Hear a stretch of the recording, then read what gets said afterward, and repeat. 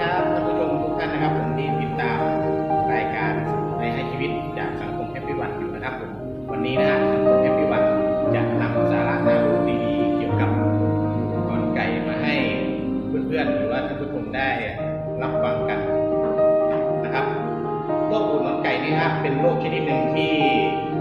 เกิดขึ้นกับกลุ่มวัยรุ่นโดยหูหนอนไก่นั้นเกิดจากเชื้อ HPV ที่มีมากกว่า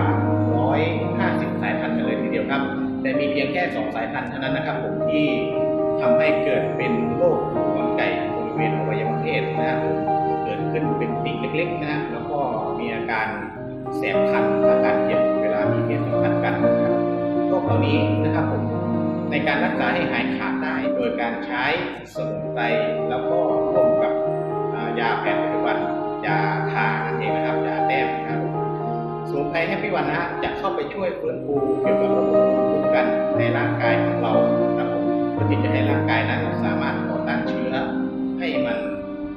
หายไปจากกระแสเลือดของเราได้ครับส่วนตัวภูมิที่มันเกิดขึ้นตามอวัยวะเพศตามจุดต่างๆนั้นเราจะต้องใช้ยาแต้มนะเพื่อที่จะลดโปรตีนไปหล่อเลี้ยงตรงตัวภูมิมันแล้วตัวเนี้ยมันจะค่อยๆหายไปนะครับผมยกตัวอย่างนะผมน้องคนนี้นะฮะที่ใช้ผลิตภัณฑ์เสริมอาหารแฮปปี้วันร่วมกับยาแผนปัจจุบันในการเข้าไปฟื้นฟูสุขภาพร่างกายเกี่ยวกับหัวใจจึงส่งผลให้เห็นชัดเจนนะฮะภายใน 2-3 วันเท่านั้นเองนะอาการที่น้องเป็นอยู่ก็เริ่มดีขึ้นตามลำดับนะครับเรานะได้แนะนำเกี่ยวกับ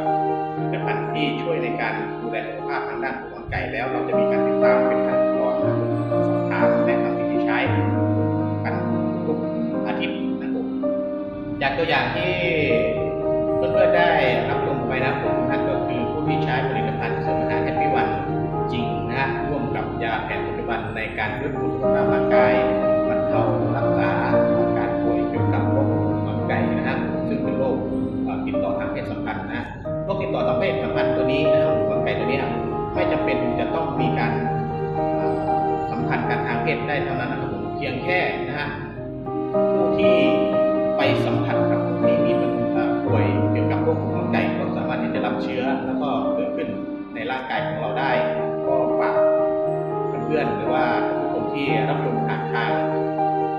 แฮปปี้วันของคายนะครับผมและก็สังคมแฮปปี้วันอยู่นะผมดูแลร่างกายสุขภาพร่างกายให้ดีนะป้องกันไว้นะถ้าเราจะมีเพศสัมพันธ์อะไรกับใครสิ่งที่ดีที่สุดในการป้องกันนั่นก็คือใส่ถุงยางอนามัยนะผมแล้วก็ตรวจร่างกายนะดูแลร่างกายให้แข็งแรงโรคพวกนี้จะไม่เกิดกับเราครับเจอกันใหม่ช่วงหน้านะผม